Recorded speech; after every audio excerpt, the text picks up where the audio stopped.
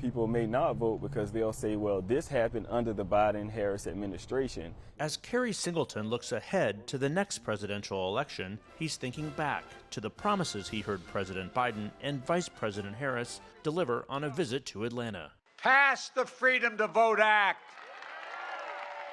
Pass it now! On that winter day, the president was closing in on his first year in office. Hopes were high for Singleton and other students on the grounds of Clark Atlanta University and Morehouse College. Since then, voting rights legislation stalled. The Supreme Court rejected a student loan forgiveness plan, and high prices, from food to housing, are fueling economic anxieties. I do think that everyone is willing to hold the administration accountable for some of those promises that were made. And if they don't happen, I think it's going to be a scary election.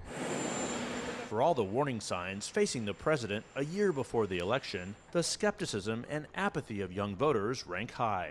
Folks just feel poorer right now than they did 2 years ago. There's going to have to be a lot of conversations about how we feel like our issues are being heard. Nabila Islam Parks is the youngest woman to win a seat in the Georgia Senate. In 2020, she went door to door in the Atlanta suburbs, building a coalition to help Biden turn the state blue. That coalition, she said, could fracture by the president's handling of the Israel-Hamas war. I think that young voters recognize you can't bomb your way to peace and security, and so we do feel uncomfortable with that. Rachel Carroll's first vote for president went to Biden. She said she doesn't regret it given the alternative, but finds herself disappointed by some priorities of the White House. If they can fund a war, they can find the money to pay off our student loans. Young voters were a critical component of the president's victory, particularly here in Georgia, where Biden defeated Donald Trump by only 11,779 votes out of nearly 5 million cast.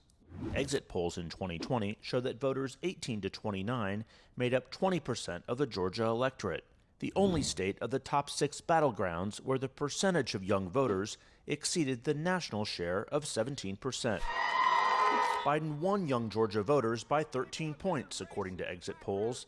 But now, a year before the 2024 election, surveys show a far closer race, with voters under the age of 30 here in Georgia split 46% for Trump and 44% for Biden, according to a New York Times Siena College poll. The excitement is not as high as it was last time. Alon Gibson and some of his classmates wish they had more inspirational and generational choices. We have to pick between two different people who are very, very old and up in age. We would like to see Biden pass the baton. The vice president, whose college tour brought her back on campus this fall, resonates more. I think she sparks that energy. She's like, when she came to Morehouse, it was fun. I felt her passion. But with Biden at the top of the ticket, potentially facing a rematch of the 2020 race, voters say the burden rests on him to deliver on his promises and not take their support for granted. Just as well as we hold Trump accountable, we have to hold Biden accountable.